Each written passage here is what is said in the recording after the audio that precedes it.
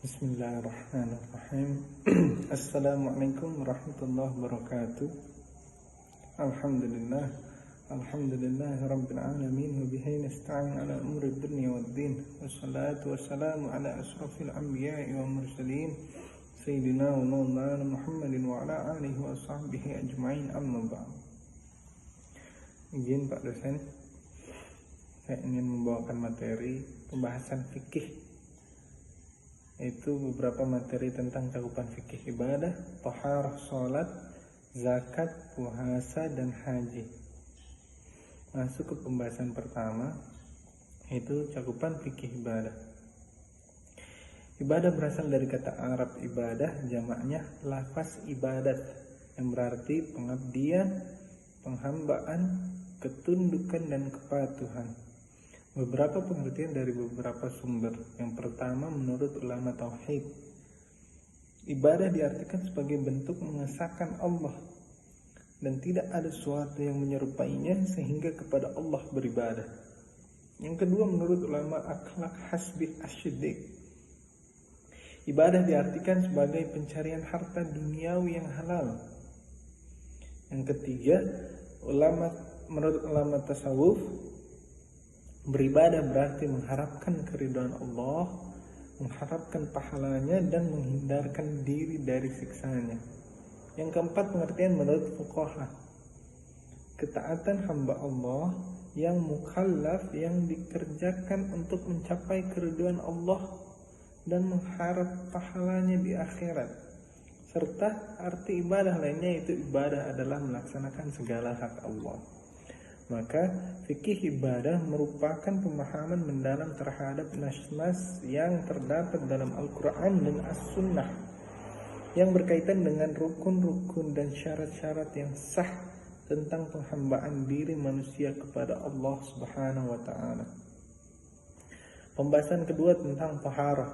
Menurut bahasa, taharah artinya bersuci, sedangkan menurut isti'asyarah, taharah adalah mensucikan diri, pakaian, tempat dari segala jenis kotoran atau najis dan hadas, baik hadas besar maupun hadas kecil, sesuai dengan ketentuan yang telah ditetapkan oleh syariat Islam. Taharah merupakan kedudukan yang paling utama dalam beribadah, karena jika tidak melakukan taharah, semua amal ibadah yang kita kerjakan tidak sah. Karena hukum taharah itu wajib terutama saat sebelum kita melaksanakan ibadah. Ada dua macam taharah. Yang pertama taharah maknawiyah atau taharah qalbu. Yang kedua taharah hisiyah. Taharah maknawiyah atau taharah qalbu adalah bersuci dari syirik dan maksiat dengan cara bertauhid dan melaksanakan amal-amal soleh. Taharah maknawiyah kedudukannya lebih agung daripada taharah hisiyah, karena kesucian hati dalam beribadah kepada Allah atau kesucian diri dari sifat dengki, hasad kepada muslimin jauh lebih penting daripada kesucian badan. Sedangkan taharah hisiyah ialah mensucikan bagian tubuh dari hadas, baik hadas kecil, najis, dan jenis kotoran. Untuk menghilangkan hadas kecil cukup dengan berwudu saja, dan untuk menghilangkan hadas besar harus dengan mandi besar atau junub. Jika tidak ada air, kita boleh melakukan tayamum dengan menggunakan pengganti air, yaitu tanah atau debu. Adapun macam-macam alat taharah, yang pertama diantaranya air. Jika tidak ada air atau sulit menemukan air, maka boleh bersuci dengan batu atau benda-benda yang keras lainnya dengan syarat tertentu. Masuk ke pembahasan ketiga, sholat. Sholat merupakan tiang yang sangat penting bagi seorang muslim.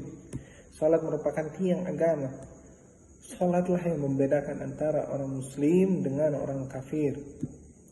Hukum meninggalkan sholat menurut jumhur ulama adalah termasuk dosa besar, dan dosanya jauh lebih besar dari dosa membunuh, merampas harta orang lain, berzinah, mencuri, dan meminum minuman keras. Apabila orang itu mengingkari wajibnya sholat, maka dia telah kafir. Misalnya meyakini bahwa sholat itu hukumnya sunnah atau mubah. Sholat boleh, tidak sholat juga boleh. Adapun 13 rukun dalam sholat, yang pertama niat, takbiratul diri tegak lurus, membaca surat Al-Fatihah, rukuk dengan tumakninah, itidal sujud dengan tumakninah, lungguh dengan tumakninah. Lungguh artinya duduk di antara dua sujud, duduk tahiyat akhir, membaca tasyawuf, membaca salawat Nabi sallallahu alaihi wasallam pada tasyahud akhir, salam pertama dan terakhir tertib, artinya melakukan sesuatu yang dimulai dari Allah dan Rasulnya. Syarat wajib sholat, yang pertama sampai dakwah Islam kepadanya. Yang kedua ada pendengaran. Yang ketiga Islam. Yang keempat berakal. Yang kelima baligh, jika perempuan sudah menstruasi atau jika laki-laki sudah mimpi basah. Yang terakhir suci dari haid dan nifas bagi perempuan. Syarat sahnya sholat, badan suci dari hadas kecil dan hadas besar. Badan, pakaian, dan tempat sholat harus bersih dari najis. Menutup aurat, sudah masuknya waktu sholat, dan menghadap kiblat. Adapun hal-hal yang membatalkan sholat, yang pertama berhadas, buang air kecil, buang air besar, atau buang angin. Yang kedua terkena najis yang jelas. Yang ketiga menyengaja berkata atau ngomong selain bacaan sholat. Yang keempat menyengaja atau dengan sengaja meninggalkan suatu syarat atau rukun sholat. Yang kelima menyengaja bergerak 3 kali berturut-turut selain gerakan sholat, contohnya garuk-garuk. Yang keenam tertawa terbahak-bahak. Yang ketujuh mendahului imam jika ia makmum. Yang kedelapan murtad. Masuk pembahasan berikut tentang zakat. Zakat menurut bahasa artinya adalah membersihkan diri atau mensucikan diri. Sedangkan menurut istilah zakat adalah kadar harta tertentu yang wajib dikeluarkan kepada orang yang membutuhkan atau yang berhak menerimanya dengan beberapa syarat tertentu sesuai dengan syariat Islam. Zakat terbagi menjadi 2. Yang pertama zakat fitrah, yang kedua zakat mal.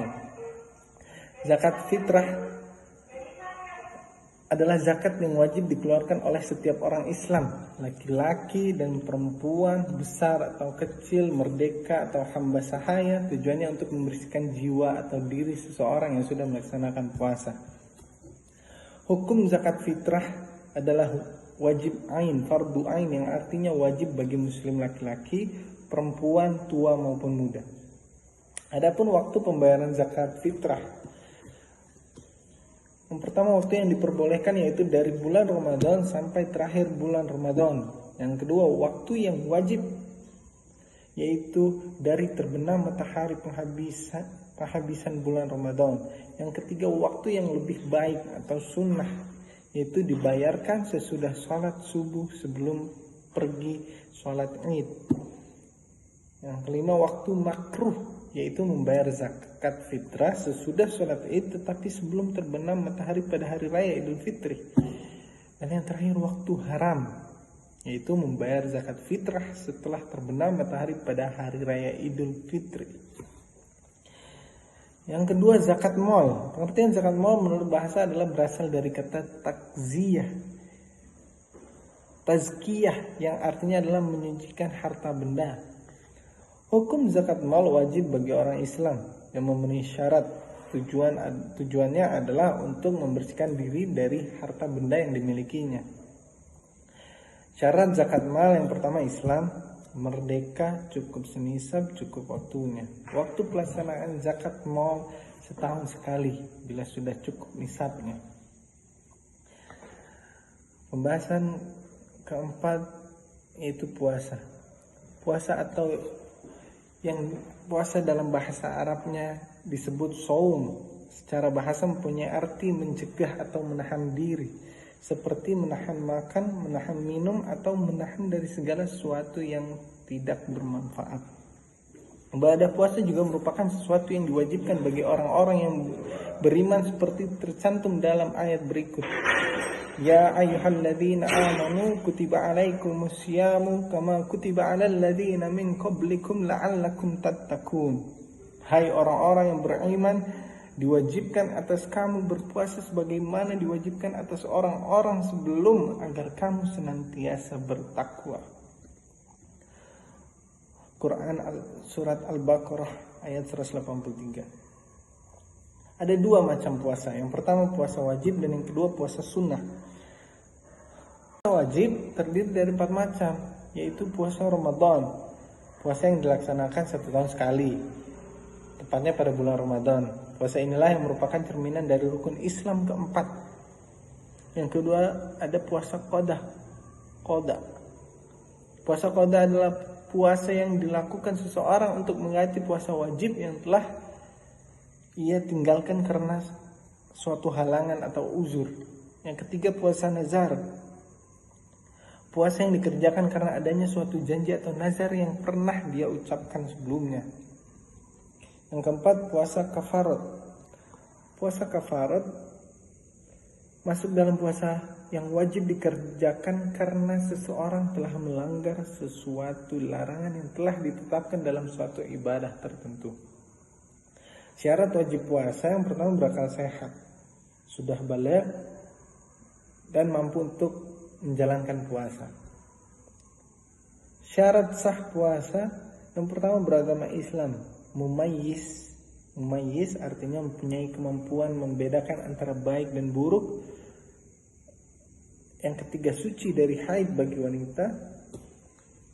Yang keempat mengetahui waktu-waktu berpuasa, puasa wajib, puasa sunnah, atau puasa yang diharamkan. Masuk selanjutnya ke pembahasan terakhir mengenai haji. Haji adalah rukun Islam yang terakhir. Naik haji ke Baitullah bila mampu, artinya ialah bertamu ke tanah suci untuk melakukan serangkaian amal ibadah yang sebanding dengan syarat, rukun, dan batas yang telah ditentukan.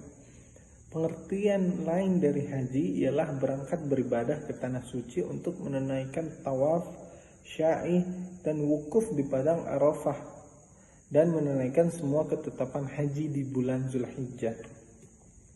Adapun umrah ialah berangkat ke Baitullah dengan kemauan berserah diri kepada Allah Subhanahu wa taala. Syarat wajib haji dan umrah yang pertama Islam. Ibadah haji ataupun umrah hanya wajib dilaksanakan orang-orang yang beragama Islam. Baligh, anak yang di bawah umur belum diwajibkan.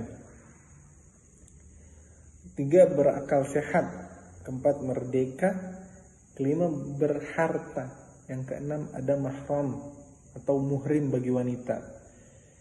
Jadi untuk wanita wajib ada suami maupun orang yang mendampinginya. Ada beberapa rukun haji. Yang pertama ihram.